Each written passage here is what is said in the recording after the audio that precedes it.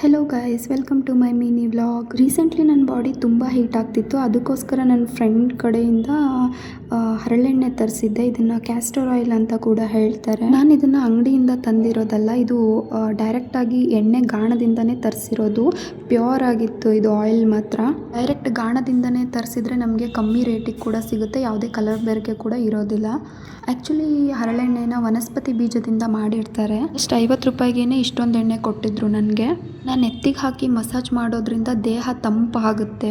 ಜೊತೆಗೆ ನೈಟ್ ಮಲಗುವಾಗ ಅಂಗಾಲಿಗೆ ಕೂಡ ಸ್ವಲ್ಪ ಅಪ್ಲೈ ಮಾಡಬೇಕು. ಇದನ್ನು ಮಲ್ಟಿಪರ್ಪಸ್ಗೆ ಯೂಸ್ ಮಾಡ್ಬೋದು. ಈ ಎಣ್ಣೆನ ಕೂದಲಿಗೆ ಮಾತ್ರ ಅಲ್ಲದೆ ಸ್ಕಿನ್ ಕೇರಲ್ಲಿ ಕೂಡ ಯೂಸ್ ಮಾಡ್ತಾರೆ.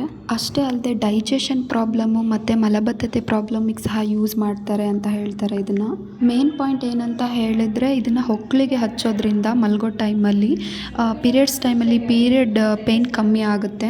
ಜೊತೆಗೆ ಬಾಡಿನ ಡಿಟಾಕ್ಸ್ ಕೂಡ ಮಾಡುತ್ತೆ ಇದು. ಅಷ್ಟೇ ಅಲ್ಲದೆ ಲಿಪ್ ಬಾಮ್ ಮ್ಯಾನುಫ್ಯಾಕ್ಚರಿಂಗ್ ಪ್ರೊಸೆಸಲ್ಲಿ ಸಹ ಯೂಸ್ ಮಾಡ್ತಾರೆ ಇದನ್ನು. ಇಷ್ಟೆಲ್ಲ ಬೆನಿಫಿಟ್ಸ್ ಇರೋ ಈ ಹರಳೆಣ್ಣೆನ ನಮ್ಮ ಮನೆಗಳಲ್ಲಿ ದೀಪ ಹಚ್ಚಲಿಕ್ಕೆ ಸಹ ನಾವು ಯೂಸ್ ಮಾಡ್ತೀವಿ. ಕರುಳಿಗೆ ಸಂಬಂಧಪಟ್ಟಿರೋ ಸಮಸ್ಯೆಗಳನ್ನು ಪರಿಹಾರ ಮಾಡೋಕ್ಕೆ 1-2 ಹನಿ ಸೇವನೆ ಕೂಡ ಮಾಡ್ತಾರೆ. ಬಟ್ ಇದ್ರ ಬಗ್ಗೆ ನಿಮಗೆ ಪೂರ್ತಿಯಾಗಿ ಮಾಹಿತಿ ಗೊತ್ತಿರಬೇಕು. ಈ ಹರಳೆಣ್ಣೆ ದಪ್ಪ ಮತ್ತು ಮಂದವಾಗಿರೋದ್ರಿಂದ ವಾಶ್ ಮಾಡೋಕ್ಕೆ ಸ್ವಲ್ಪ ಕಷ್ಟ. ನಾವು ಕೂದಲಿಗೆಲ್ಲ ಹಾಕೋದಾದರೆ 2 ಸಲ ಶಾಂಪೂ ಹಾಕಿ ವಾಶ್ ಮಾಡಬೇಕಾಗುತ್ತೆ. ಇದನ್ನು ದೇಹಕ್ಕೆ ನ್ಯಾಚುರಲ್ ಮಾಯ್ಶ್ಚರೈಸರ್ ಆಗಿ ಸಹ ಯೂಸ್ ಮಾಡಬಹುದು.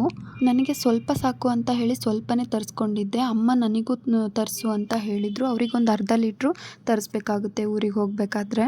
ಎಣ್ಣೆ ನಾನು ಎತ್ತಿ ಮೇಲೆ ಹಾಕ್ತಿದ್ದಂಗೆ ತಂಪು ಫೀಲ್ ಆಗ್ತಿತ್ತು. ಸೊ ಚೆನ್ನಾಗಿ ಹಾಕಿ ಈ ಥರ ಬಡಿಬೇಕು ನೆತ್ತಿ ಮೇಲೆ ಹಾಕಿ, ಆಮೇಲೆ ನೀಟಾಗಿ ಮಸಾಜ್ ಮಾಡಬೇಕು.